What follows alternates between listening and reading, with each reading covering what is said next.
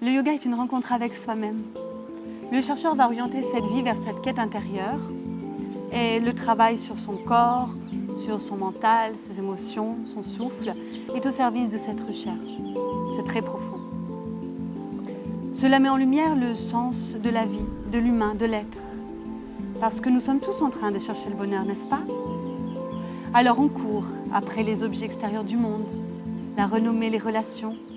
Et cela nous apaise un certain temps, jusqu'à la prochaine chute, jusqu'au prochain sentiment de tristesse. Ces pics de joie éphémères et de souffrance nous enchaînent tout au long de notre vie. Parce que nous avons suivi nos émotions et notre mental. Nous ne sommes pas allés dans la bonne direction. Le yoga nous libère. Il équilibre notre psychisme et harmonise notre corps. C'est possible de vivre en paix. Une paix qui vient de l'intérieur, qui s'installe dans nos cellules, dans notre cœur. Il y a autant de façons de guider un cours de yoga qu'il y a de professeurs. Alors je vais vous parler des points qui me semblent essentiels. D'abord, le silence, car les postures de yoga préparent le corps pour la méditation. Ensuite, la reliance au souffle, au prana. Prana est partout, c'est une forme de nourriture. Notre respiration remplit nos cellules d'énergie. Pour les postures, il y a le choix. Mais en fait, le travail se fait essentiellement sur l'axe bassin, colonne vertébrale. Je dirais que toute personne désireuse de faire du yoga peut démarrer la pratique. C'est une condition plutôt intérieure. En yoga, notre corps est au service de notre vie intérieure. Il faut la découvrir.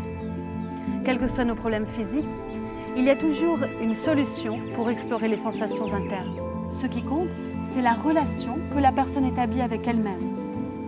Notre corps a des limites physiques, physiologiques, mentales. Et il faut chercher autre chose, il faut chercher les limiter. Le yoga, c'est monter en amour. Et vous voyez, tout ça n'a rien à voir avec le fait d'être souple, d'être une femme. Non, c'est universel.